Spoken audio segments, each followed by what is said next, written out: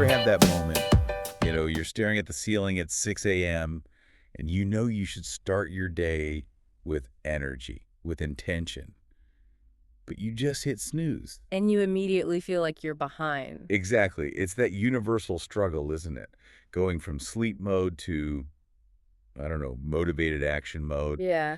And it's even harder when you're challenging yourself with something as big as learning English. Yeah, the mental energy just to decide what to do first can feel like too much. Well, that's what we're here for today. The sources we've been looking at offer this brilliant solution. It's like a prepackaged, low-friction routine. Welcome to the Motivated Mind Zone, where we combine learning English with daily motivation. Right. So we've spent time dissecting a whole stack of sources that lay out this really simple, structured roadmap for what they call a powerful daily routine. Powerful, I like that. And what's so smart about it is that it's explicitly framed for English learners. So the whole routine isn't just about productivity, it's built to deliver a boost of positivity. Using language that's easy to get. Exactly. So you don't feel overwhelmed by the task itself. And that is precisely our mission for this deep dive. Yeah. We're not just looking at a checklist. We are unpacking the structure, the specific English language choices they use. We want to understand why this particular sequence and these particular words are, so effective at building up motivation and language practice at the same time. It's about creating this kind of shortcut to success. Okay, let's unpack this. So when we dive into that foundational layer of the routine, the sources start right where all good learning has to begin, with the vocabulary. Right. The creators knew that you have to have the words to describe the action before you can really, internalize the habit. Exactly. It's not just about defining 5 words. It's about giving you 5 verbs that anchor 5 really critical positive actions. Yeah. If you can clearly say what you're doing, you get that mental clarity, and you're much less likely to just give up on the habit. And we see a very intentional structure in how they introduce these 5 key terms. They move you systematically from the physical process of waking up to the mental process of starting the day. Well, let's walk through them. Okay, so the first 2 are all about the body's transition. You have wake up when you stop sleeping and open your eyes. Simple. Super simple. And right after that, stretch, when you move your arms and legs to feel better after sleeping. And for you as a learner, this is just invaluable practice in direct, simple English. You're practicing the present tense. I wake up, I stretch. You're connecting the language directly to a physical feeling. That feeling of relief and motion. You're not just learning a word. You're doing an action that confirms the definition. Then it moves to the internal, the calming actions. The third phrase is breathe deeply. Take a big breath in and out to relax your body. So you see that transition. Wake up, move the body. Then calm the nervous system. And once the body is calm, the mind is ready for that intentional work. Number 4 is plan your day. Think about the things you need to do today. And then the final, self-reflective step. Write in a journal. Write your thoughts, goals, or dreams in a notebook. So good. And what's so fascinating here is that the author of this didn't just pick, random high-frequency words. These 5 terms, wake up, stretch, breathe deeply, plan, and journal, they immediately bridge the physical and the mental. It's like a guaranteed balance check for your day. It is. You've dealt with your body's stiffness and your mind's need for direction before all the notifications and emails start hitting you. And think about the language practice baked in there. Yeah. You're cycling through simple present tense, simple commands, and expanding your vocabulary around intentionality, all before you even open a textbook. It makes the habit twice as valuable. You're getting motivation and fluency. So that strong foundation leads us right into the heart of it. The actual blueprint, this is section 2, the morning routine example. Right. And this is where that simple vocabulary we just talked about gets turned into a really easy to follow chronology. And the routine starts with a commitment that it establishes immediate discipline, waking up early. Specifically, they say around 6:00 a.m. And that's not just some random number, is it? No, not at all. By committing to that time, you are explicitly prioritizing the routine over, the temptation to sleep in, which means the routine itself becomes a successful achievement before the day has even really begun. I love that. Yeah. And the sequence is just masterful. It starts with movement. I stretch my arms and legs, which we just talked about. Yeah. Then it's followed by mental centering. I take a few deep breaths to start the day calmly. Mm-hmm. You get the blood flowing. Then you use your breath to ground yourself. It stops you from just rushing into things. And crucially, the sources put the basic necessities next. Brushing your teeth, washing your face, before you get to the high-value mental work. So you're fully awake. You're fully awake and present for the planning phase. By putting that physical prep first, you're setting yourself up for success. And that planning phase is the core habit, right? After hygiene, the routine says, I plan my day.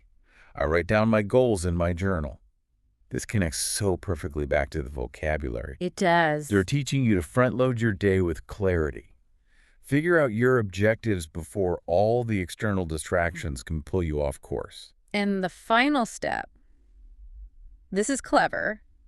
It acts as a little self-awarded reward, making a cup of tea or coffee to feel more awake. Ah, okay. The reward trigger. Yes. This step is critical because it ties the successful completion of the whole routine to a physical comfort, a habit you probably already enjoy.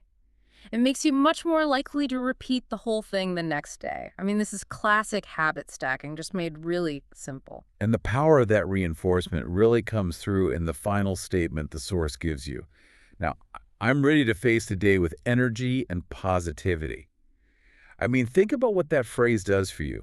It confirms that the sequence worked. It rewards you for finishing the checklist. And that reinforces this feeling of immediate achievement. Right, you didn't just finish a routine. You created positivity. Exactly. And for you as the learner, the sources then provide these specific sentences for repetition. So the routine itself becomes an active exercise. You should be saying these 7 sentences out loud every morning. Let's list them. I wake up early, around 6 a.m. I stretch my arms and legs. I take a few deep breaths. I brush my teeth and wash my face. I write down my goals in my journal. I make a cup of tea or coffee, and then now I'm ready to face the day. You are literally building muscle memory for both the habit and the language. You're cementing these simple grammatical structures into your brain using a context that's, well, it's meaningful and immediately applicable to your own life. It's so much more effective than just memorizing lists. Okay, here's where it gets really interesting for me. We move from the simple actions, the blueprint, into section 3. Yeah. Cultivating the right attitude, the essential mindset shift. Yes. The source is basically insisting that the physical routine has to be supported by intentional mental positivity. Absolutely. If we connect this to the bigger picture, the actions are the what, but the mindset. That's the how and the why. These motivational phrases, they're designed to be practiced every morning. So you're not just a follower of a routine. No, you become an active self-coach. Okay, let's analyze these 5 phrases. What's the first one? The first is, today is a new day. I mean, this is an immediate, explicit psychological reset button. It just wipes the slate clean from any past failure or distraction. That's so crucial, especially for learners who might be feeling frustrated about, yesterday's struggles with grammar or something. Of course. Okay, what's next? Then you have this explicit declaration of effort. I am ready to work hard. That's a powerful commitment statement. It links that calm morning routine directly to the effort that you'll need later in the day. And the third one keeps you on track. It does. I will focus on my goals. This grounds that abstract idea of hard work into the concrete task you just wrote down in your journal. It's all about clarity and direction. And then comes maybe the most vital one for any big challenge. The confidence booster, I believe in myself. Such a simple affirmation. but it directly tackles the self-doubt that always comes with learning a language. By saying it out loud, you're reinforcing that internal story that success is actually possible. And finally, you get the ultimate resilience statement, I will stay positive no matter what. It's like emotional planning. It is. It anticipates challenges. It Oh, wow. acknowledges that the day will have setbacks, a confusing grammar point, a conversation that doesn't go well, but it gives you a preloaded strategy for dealing with that without getting derailed. And the source's call to action here is so straightforward. Just keep practicing these simple, powerful statements every single morning. Yeah. Because the English is so direct, basic subjects, verbs, you don't have to wrestle with complex sentences. Yeah. You can just focus 100% on believing the message and feeling that motivation. By using these clear declarative sentences, the sources have turned the simple act of self-talk into sophisticated language practice. You're not just reciting words. You are instructing your brain in English on how to be motivated and resilient. It creates this incredibly strong link between the physical habit and the positive emotional outcome. So it's a complete motivational ecosystem. Yeah. You start by learning the vocabulary of action, you do the routine, and you finish by using language to shape your attitude and prepare for what's ahead. So as we wrap up this deep dive, you now have the keys to totally transform your mornings. You have a set of core action vocabulary, a simple 6-step routine, and 5 powerful motivational tools to anchor your mindset. Mm-hmm. And remember the source's closing encouragement, which is relevant for all of us. Practice your English every day and keep building our skills and staying motivated together. The true brilliance of this whole routine, as we've seen, is just its radical achievability. It only asks for a few minutes, some simple actions, and a few basic English phrases. And that consistency is key.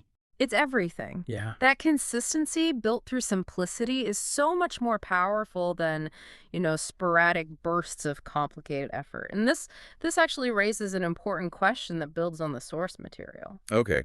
We analyzed why waking up at 6:00 a.m. gives you power through intentionality. Yeah.